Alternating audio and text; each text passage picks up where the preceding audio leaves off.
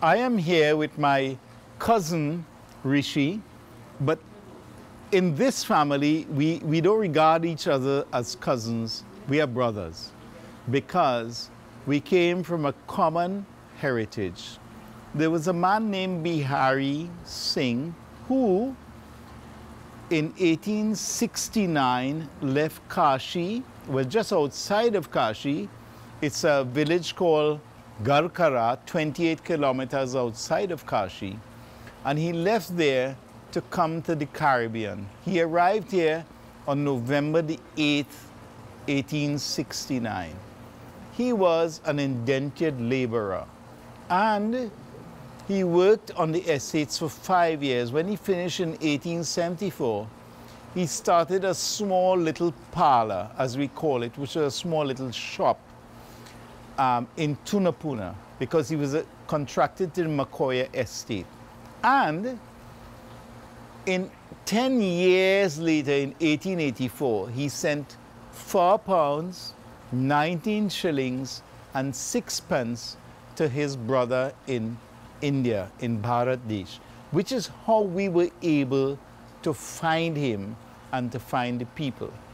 So, having done the research and found these people, we are all proud descendants of this Bihari family. From 1845, when we first came as indentured laborers, to 1917, when the last stopped, it was 147,000 plus Indians who came to the Caribbean to work on the sugar estates.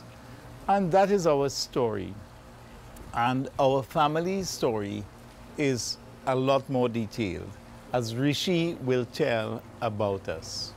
And this is why we're here this evening. We're here with a few family members, descendants of Behareesingh, and we're discussing and trying to get some stories, particularly from the elder persons, and I'm saying elder being over 80, elder persons, so that the younger generations today, and not only the generations of today, the future generations that at this point have not yet been born, that they can look at these people and try to get an understanding of the culture and what has molded these generations that have come since Behareesingh. What has molded us? Where did we come from? So the idea is to get a much better understanding of the culture, of the principles and morals of which we were all brought up via one of family ties, principles of education, of improvement, self-improvement, being better for ourselves. These are the things, and sacrifice. A lot of our forefathers have sacrificed greatly for us, and I think we need to appreciate that and let the younger generations understand it. So I want to say thanks to Shiva for this afternoon. And it's a time before we had electricity. It's a time before we had pipe water supply. It's a time before we had refrigeration. A time before we had milk package, we only had cows. It's a time before all of that. It's a time before we had only water from wells, and that is what we want our descendants to understand. Mm-hmm. So going forward, we will see a few interviews and conversations with a few of the elders tonight, and you will see that we will post on this site. But in addition to that, going forward, I want to encourage everyone out there who has access to an elder within the family to listen to their stories. Take your cell phone and film it. I want to thank Shiva Parasram in particular today for doing this with us in a professional manner with the cameras. And Shiva is willing and stand by for anyone who wants his assistance. He has said he will help us. But if not, do it with a cell phone camera, upload it to this. We want to share these stories, not just for the children of today, but for the future children. We want to have these stories documented for them. And we are speaking about a time before cell phones. We are speaking about a time before phones. Mm. We're speaking about a time before refrigeration. We're speaking about a time when, in order to keep meat, to have meat when the family was coming, you had to have a goat tied to a tree because you didn't know when they were coming, because they had no phone to tell you. So you had to wait until they arrive and then kill the goat after their arrival, and skin it and clean it and so on. I'm speaking from a Kshatri perspective, of course not a Brahmin perspective where they're mostly vegetarian. But the fact is, there were adjustments we all had to make life possible. Good afternoon, everyone.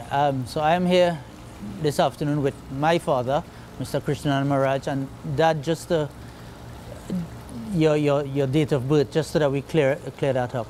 Okay, was born on the 20th of September 1936. So that's a long time ago. And that would make you 81 years at this point. Yes, I've just crossed 81. 81 years young. 81 years young. Okay. And your relation to Behareesingh would have been, walk us through that familial breakdown. As a young child, first of all, I grew up with my grandmother, my nanny and my nana. And we should get a picture. And I lived in Tunapuna with them. And in addition to that, in that house was my mausi and my chacha, which means it was my mother's sister and my father's brother. So two people were joined up. So I was in that house, and there was no other children in that house. I went to school at the Tunapuna Boys RC from there. And my grandmother was the last daughter of Mr. Behareesingh. She was the last child in that group. And because I lived close with them, I used to go to all the pujas, and I knew a lot of the family because of that close relationships to my nanny. She used to take me around like that. So that would have been Dul. Dul was my grandmother, yes. Okay. So you grew up from primary school age with your nanny and nana in Tunapuna. In Tunapuna. Where in Tunapuna this was as relation to today's, for children today who are looking at it? That house was a longish building on the Eastern Main Road, opposite El Dorado Road, just where Massey has its, what was called a high-low, on that same spot, but more forward onto the main road. It wasn't set back as it was. So you stayed there, you lived there, or you would live there just during the week to go to school? No, I went there to go to school and live there. But occasionally, I would go up on weekends to my parents' home in Aruca. And how this happened is that on a Friday evening, I would go up and come back down on a Monday to go to school. On the Friday evening, a lot of the times, I will get a ride on a donkey cart that used to sell coals. The owner used to sell coals. And he would sell his coals, and in the evening, in going back home to Aruca, he'd pick me up. And then on a Monday morning, I will come back down to Tunapuna with my grandparents after spending the weekend.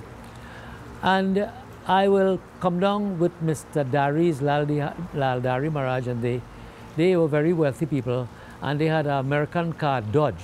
I think it was a Dodge, but sorry, it wasn't a Dodge, it was a DeSoto. The number of that car was 8478. I still remember that car, and I used to come down there, back to Tunapuna on the Monday mornings. So Friday evening, you're going up on a donkey cart, and Monday morning, coming down in an big American car. That's right. Okay. And your nanny and nana, where they worked, or what? Tell us about. Well, he was an indented laborer. He came in on that kind of mission, and he used to work in Tacarigua in the estate in what's that called, in the Trin-City area down the Orange Grove estate. And Nani, but he must have been some kind of foreman or supervisor, because he was always dressed in a white kurta and a white dhoti to go to work. And on evenings, most evenings, his carrier will be full of cane, cut and peeled and cut up in nice little joints. And that was all brought for me. I was like their child, their grandchild, everything. So everything was for me at that stage. And he used to bring that for me on most evenings. My nanny, on the other hand, ran a store. It had everything. It had provision, It had needle and thread, it had books, it had sweetie, it had cloth, all sorts of things she used to sell in her store. And that's how they thrived. But also in that house was my mousie, as I said, and my chacha, and he worked in the railway station with the TGR, Trinidad Government Railways. And he was posted all over the place. In Port of Spain, he was in Tacarigua, sometimes he was in Flanagan Town, and Sawa, Tunapuna. He was all over the place. They transferred him everywhere. And this is what happened. So, if he was in Flanagan Town and he living in Tunapuna, how he would go to work every day down to Flanagan? No. Well, when he was in those outposts, he would stay down there. There was accommodation for him. But we used to send his food down, his lunch. What I would do, my aunt would make his lunch or whatever, and if it's going down to Flanagan Town, I would ride a bicycle, try to catch the train at Picton Street. But most times she was late, and I had to go to St. Gill Halt. Where's St. Gill? St. Gill Halt is where the train is going back to San Fernando, and that is where exactly the spot where UE have the doubles now. Oh. UE doubles was St. Gill Halt, and I used to catch, if I missed the first train, the train used to go down to St. Joseph, to Port of Spain, and the people who are going to Chaguanas and south would transfer into another train heading back down south, and I used to catch that train. And put the food on the Put train. the food on the train. There was a carriage in the back that will take the basket of food for him. Sometimes I remember when he was in Tacarigua, I used to ride the bike, and he of course was in charge of the railway station. And as I swing the corner from where the home is, the children's home, you'd see the train park up already in the station, and I am pedaling as fast as I can to catch, because I have to catch that train to go to school. So he would hold the train for me, which I don't think it was legal, but that's what he had to do. And I'm coming with his basket of food, drop the bike, hand him the basket, hop onto the train, and as soon as you enter the train, you'll hear beep, and the train goes. And in primary school, coming back to so you're living in Tunapuna by your nanny and nana, and you're going to primary school, which was Tunapuna RC. Tunapuna RC. And what about money? How you used to get along with Your allowance? You had an allowance? You used to get a 1 cent a day. And 1 cent a day used to buy sweet biscuits that somebody used to sell around there. And it was about 4. You used to get 4 big sweet biscuits for 1 cent.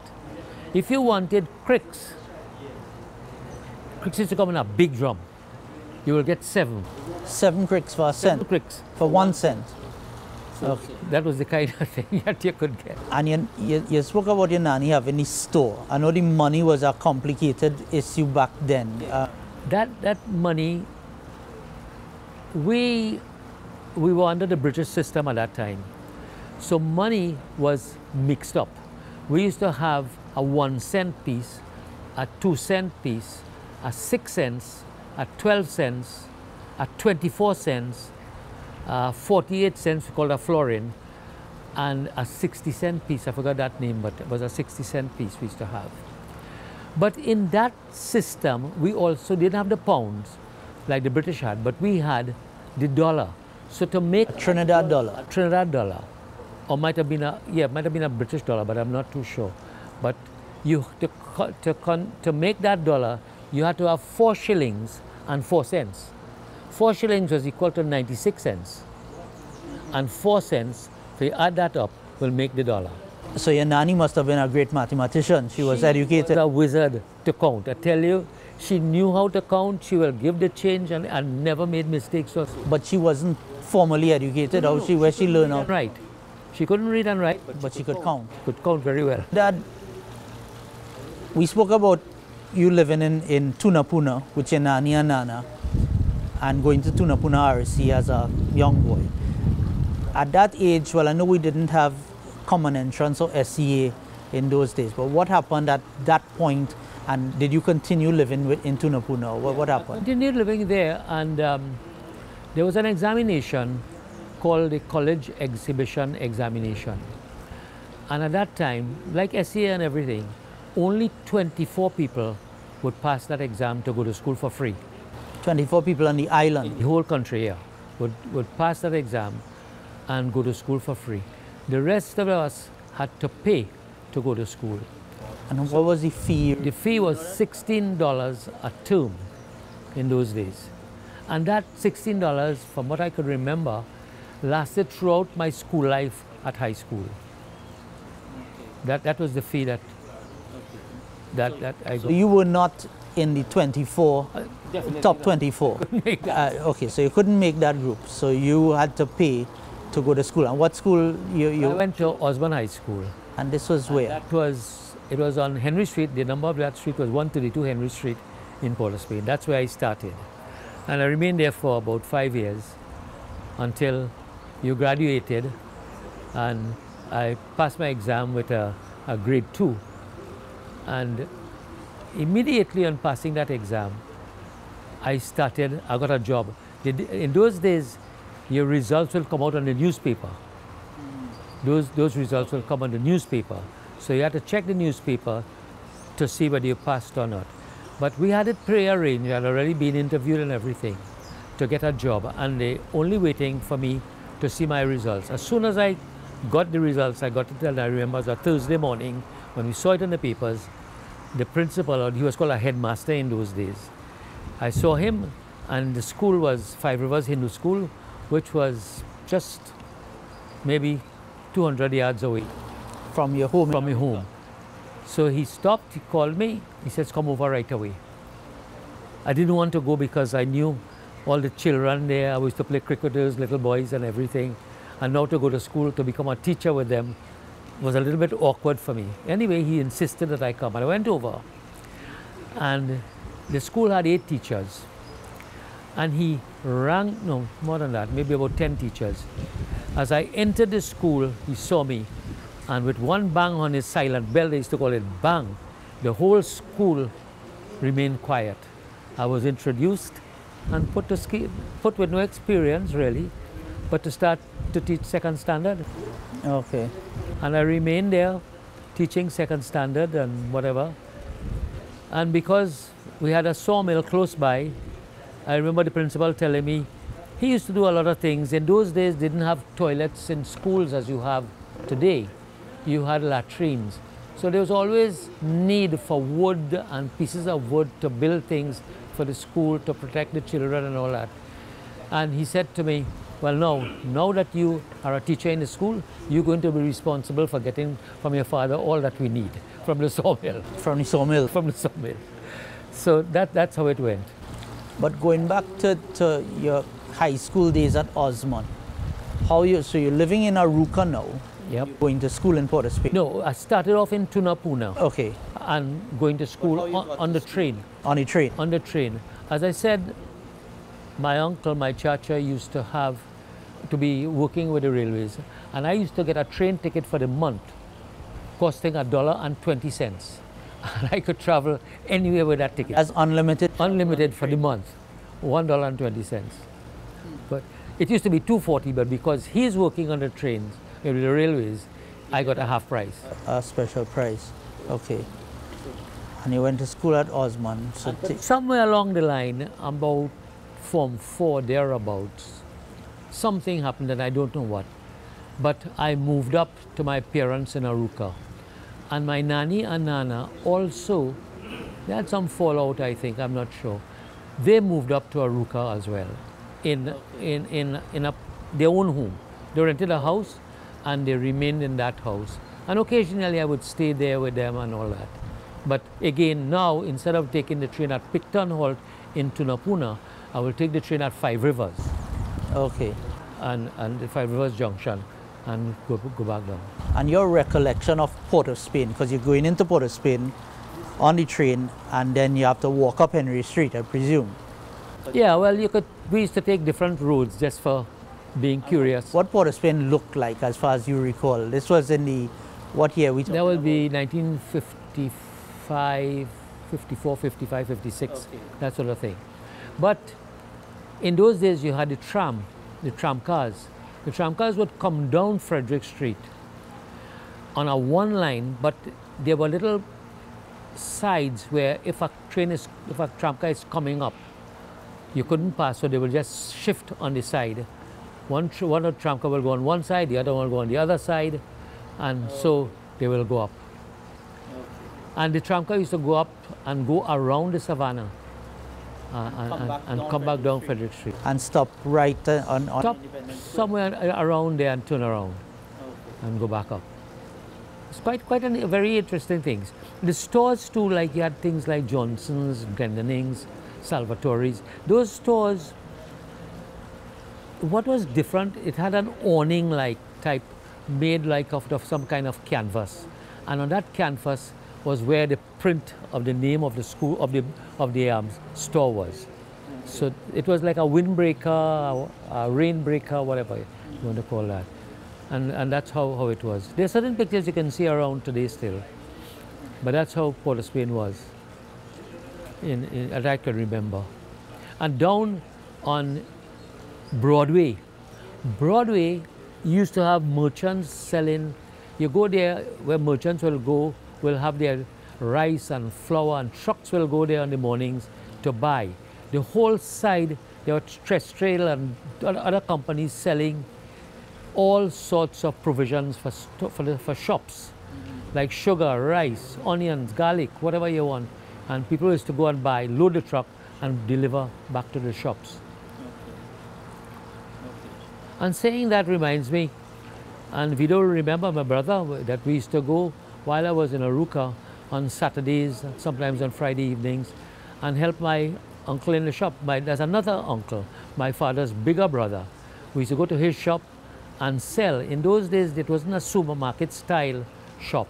People would come to buy, and when they come to buy, they would order. They would say, I want 5 pounds of sugar, I want 2 pounds of flour, half pound of. So you didn't have a bag of flour? You didn't have that. No, you have to wait.